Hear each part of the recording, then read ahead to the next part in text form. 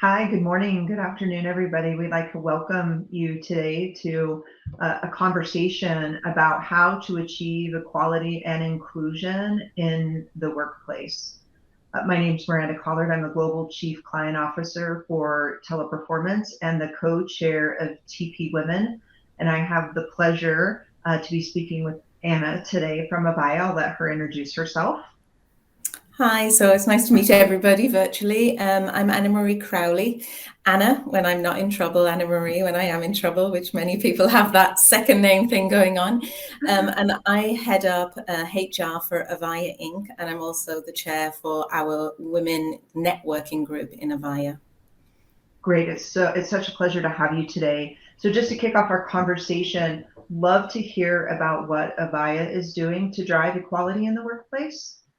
Absolutely. So it's funny, it's become a very big focus, I think, obviously not just with Avaya, but globally, especially since COVID, because it's brought so much attention to the various lives that we juggle. And those lives has collided in a way we never thought was possible. So our winner Avaya ERG Employee Resource Group, that actually is the longest standing resource group Avaya has. It's been there for many, many years, almost underground, if you like.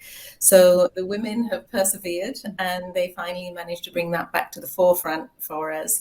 And interestingly, as that group grew and became very much a global institute, it created the opportunity for other ERGs to open up as well. So they've been inspiring other minority groups, not just the women in the Avaya life cycle, if you like. So we've had a lot of work to do, and we've focused heavily on mentoring, coaching, and looking for allies and helping people understand that you might not have to be a woman in order to help bring about equality, and supporting that and supporting women in the workplace where, as we said, in the last 2 years, and I'm sure you're experiencing the same thing, our lives have collided with our personal lives, and juggling children and animals, as mine might yet interrupt again. That's the kind of thing that we're trying to help women cope, be more resilient, because there are so many requirements of them, and there's that expectation that you can do it all.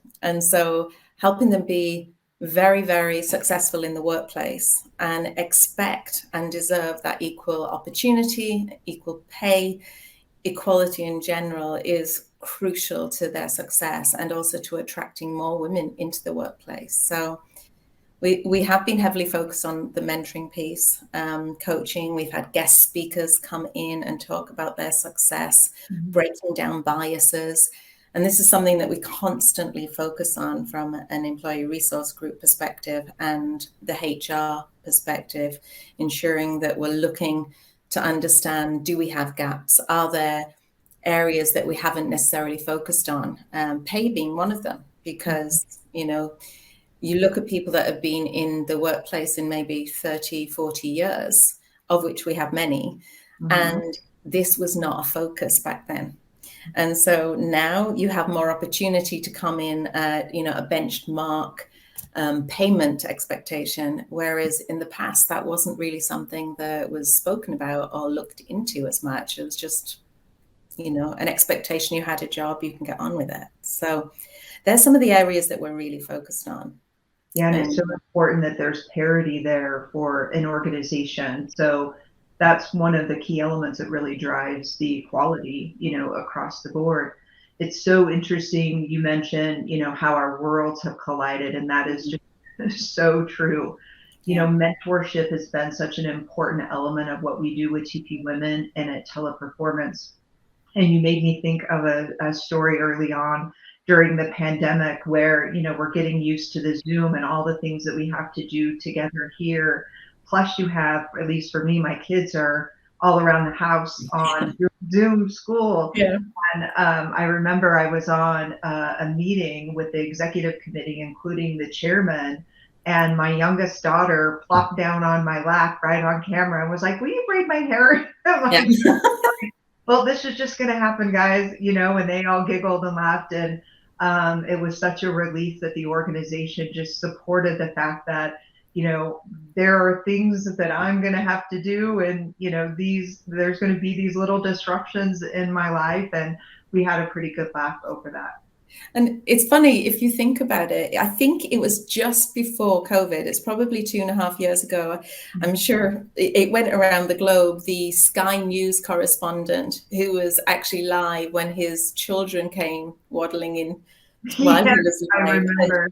that went viral at the Yes. time because, oh my Lord, like the kids came in the Mhm. room, and then 6 months later, we're all juggling Yep. babies, teens, animals, whatever the heck is going on in your life is now there open for all to view. And it's interesting how we've gone from that being such a, oh my Lord, imagine that poor Could you imagine? correspondent, I know. to being, Yeah. just expecting to see a child pop up and just expecting, the craziness that is our life. I think Yeah. it's great for tolerance, all round tolerance, Sure. and really appreciating what people juggle. Yeah, and the empathy, just connecting humans across the board in a way that's really real. It's heartfelt and it's understand. And we all get it. We all come from the same place. We all experience similar challenges. When we started TP Women, we're almost 3 years. We're the real pioneers of our Mhm. organization to really drive this change. And we didn't really know what we were doing necessarily, but we Yeah. knew that we needed to do something. So we educated ourselves. We created a consortium of incredible women and allies. And I think one of the most humbling experiences for me as we would travel around and talk to different women is that it really helped me be more comfortable being very vulnerable Yeah. about my story and what I have to deal with and where I have challenges and opportunities. And it really helped me connect with the other women. And, you say, the underground movement, I really feel like it's created this ecosystem of safety and Yeah. understanding and sharing of stories. I'm sure you have similar experiences. Very much so. And, I feel like I'm the product of other women, like giving me that leg up, if you like, and Sure. supporting me. And, Mhm. there's been some great men in my life from the perspective Mhm. of helping me in my career and my development, and my own family included in that. But I think, when you have that in the workplace where there's a shoulder to cry on if you need it, just somebody that gets it and Mhm. understands, because it is different when you're trying to push against a tide that, is it's never quite receding on us. It is always a push. And I think having other women support each other is critically important. And that's why like the mentoring comes in. One of the things that I've loved to do in my career is reverse mentoring.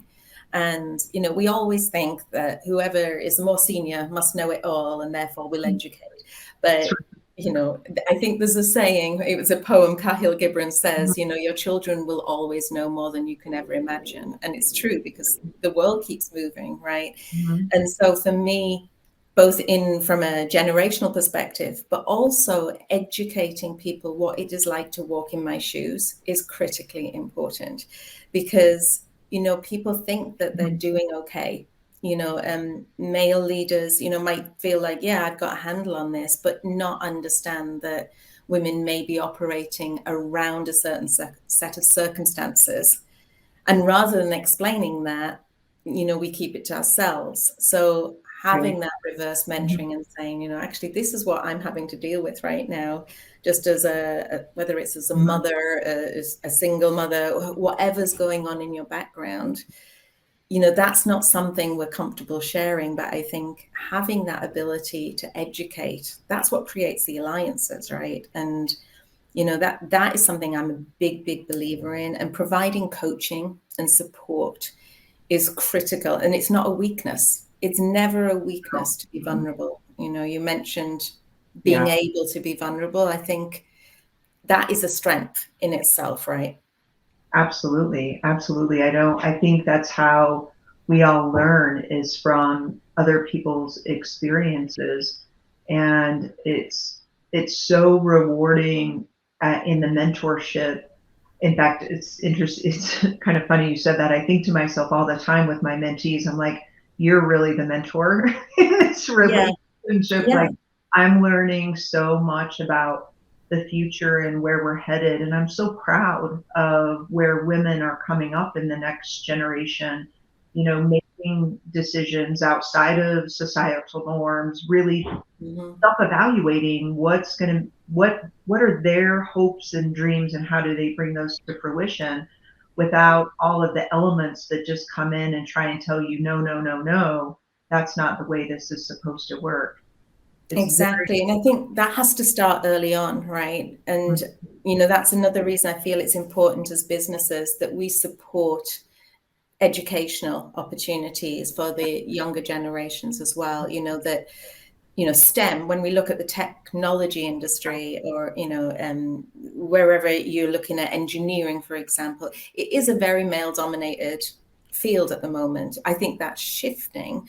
And it's not about forcing women into it. It's a bit like HR, and you and I both know it's a very female dominated, yep. Hmm. but it should be open to all. And while it's not that it is not open to all, I think people tend to shy away because they think, I'm not seeing myself reflected in that. And so helping the newer generations, the younger generations, with whether that's sponsorships or, supporting STEM camps, for example, that's where we start finding that pipeline and making it more accessible and just comprehensible. I think back in my day, and this is giving my age away probably, but my parents were like, you're going to be a teacher or a nurse or get married. Like, that's it. There were no other options. They thought I was mad when I went off traveling the world. But now I remember I actually said to my daughter a few weeks ago, it was my mother. My daughter was looking for something hugely expensive. And my mother said to her, well, you better marry a millionaire one day, young lady. And my daughter looked at her and then looked at me and she said, why would I do that? Why wouldn't I just get a really good Right. job and buy it myself? And I was actually embarrassed by myself that I didn't think of what she said. I'm like, shame on you, Anna. Yeah. But, it does show this massive chasm that has from my mother's 84, Hmm. the expectations that she had of me. I'm not saying how long ago, but many years ago. And but to now my daughter who's just turned 17, and in her mind there is no limitation for her, and I'm so proud that she thinks that way, and I I try love to influence it, but it. to hear it come out of her mouth, I'm like, okay, you did okay with this one. Right. I did something right. Yeah, and I think the way we talk and speak to our kids about our business and what makes us happy and how we do things. I have four kids, three of them are girls, and I always felt, I travel a lot for work, and I always felt really guilty. Yeah, I was supposed to feel guilty actually. yeah, So I would say, oh, oh, poor mommy has to travel. But on the yeah, inside, I was like, yes, I get to go do all of these awesome things. I'm like so excited. And I finally started turning that conversation years ago to say, I'm not making sacrifices. I'm making decisions that make me excited and happy and proud. And I'm yeah, curious and I want to know things and experience culture. And if you want those things too, I want you to be proud of wanting those things. You should be yeah, proud to know exactly what you want and how you're going about it. So I think that conversation just changes the outcomes. I totally agree. And I love that you just said that because, I used to travel a lot for work, and my poor kids, I'm a single parent. So I dragged these two kids around behind me, and I've gone from Ireland to New Jersey to California, back to Jersey, back to Ireland, and heaven help them. I'm hoping it's given them an education of a different sort in some Mhm. respects. But the guilt thing when I was traveling for work, you're exactly right. And it's something, again, you don't say. You sit and feel it, Yep. but you don't say it. Then you have a conversation. You just saying that is like a light bulb for me, because I know that feeling, and we shouldn't feel guilty, because the more we're engaged with our own lives, the more we have to offer, right? The more energy we have for our kids. And also, we're setting a good example. Mhm. But I think to hear it from another woman is really important. That Absolutely. as a parent, as a mother, this is a terrible thing. Like, I shouldn't be enjoying, I you know, all of going it. to bed and having the remote control to That's myself. right, all by myself. Yeah, I think it's so important we carry those conversations forward. Yes. I think as I look forward to International Women's Day, I'm so proud of what our organization has done, what organizations like Avaya are doing in the space. And I think if we just continue to pay it forward, be Hmm. curious, learn, and share our stories, that, we'll continue to change the hearts and minds and build the allyship that we need for equality. I agree entirely. I think, I think back to an event I once attended. It was a lean in event. Yeah. So all women. And we had a group of men that said, well, what about us? Well, who's leaning into us? So we ended up holding an all male lean in event. The interesting thing that was such a learning for me, and that goes back to the mentoring and education, is a couple of the men in the room actually asked us, what do we do when a woman's had a baby? And I said, well, what do you mean, what you do? And it says, well, like, when they come back, do we just ignore them? I'm like, why would you ignore them? And I said, well, I don't know what's politically correct. What can I say these days? I'm like, how about congratulations? Yeah. And they were like, Congratulations. I know, but then, like, what if they're offended? And I'm like, I think it's more offensive that they left 50 pounds heavier than they came back, Yeah, and that's right. they brought a life into the world. Yeah. But it did make me stop in my tracks, even from a learning and development perspective as well, and training and helping people understand what's okay, what's a comfortable conversation. Like, Sure. they were genuinely concerned and said, there's so many laws and regulations. What if I'm getting this wrong? And so that to It's me good to is have what the freedom to have that conversation, which is great. yeah. Well, Anna, I know we're up on time. I'm not going to call you Anna Marie because you're not in trouble. I'm not in trouble, thank you. But I know I we're live up in on fear. time, and an absolute pleasure speaking with you today. You too. And hopefully, we'll get to see each other again in the future.